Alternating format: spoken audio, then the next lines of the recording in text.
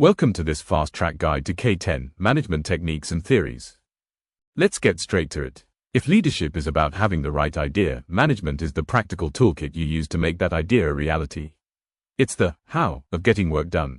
For your apprenticeship, K10 covers 5 key skills: making good decisions, delegating work, planning effectively, managing your time, and guiding people through change. Mastering these skills and showing evidence of them in your portfolio is how you prove to assessors that you are a competent professional who can deliver results. Let's focus on 2 of the most powerful and easy to apply techniques that will give you immediate results and great portfolio evidence. First, for planning, use SMART goals. This stops you from having vague tasks. Instead of a to-do item like update docs, a SMART goal is update the login page documentation with the 3 new screenshots by 4 p.m. on Friday. It's specific, measurable, achievable, relevant, and time-bound. Second, for time management, use the Eisenhower Matrix. Sort your daily tasks into a 2x2 grid. If a task is urgent and important, do it now. If it's important but not urgent, schedule time for it. If it's urgent but not important, try to delegate it.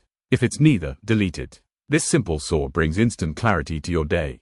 For decision-making, next time you have a bug to fix, consciously use the OODA loop, observe the error messages, orient yourself by thinking of 3 possible causes, decide on the most likely one, and then act to test your theory. For delegation, if you're asking a colleague for help, don't just tell them what to do, explain why it's important. This turns a simple request into a motivational act. For change management, if you suggest a new way of doing something, start by explaining the problem with the old way to create a sense of urgency. The easiest way to start is to be direct with your manager. Tell them you need to practice your planning skills and ask if you can be responsible for writing the SMART objectives for the team's next task. To get the marks for K10, you must document your actions effectively in your portfolio using the STAR method. It's a simple story structure that assessors look for. First, S for situation. What was the problem? For example, our team's weekly tasks were vague and often rolled over. Next, T for task. What was your goal? My goal was to introduce a clearer method for planning our work. Then, A for action. This is where you name the technique. I researched management techniques and learned about SMART goals. I created a simple template and, in our planning meeting, I proposed that we try using it for our next set of tasks. Finally, R for result. What was the positive outcome? The team adopted the template. Task clarity improved significantly, and our completion rate for plan work increased from 70% to 95%. This is a perfect, concise piece of evidence. Here is your final action plan for K10.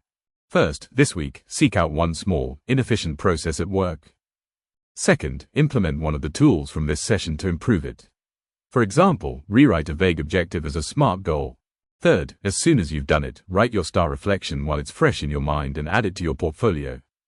Finally, for your major project, demonstrating management skills is not optional, it's a core requirement. Your final report must have a section on project management. You should explicitly state that your project objectives were written as SMART goals and describe how you used a structured method to make a key decision during the project. This is a key differentiator for achieving a merit or distinction.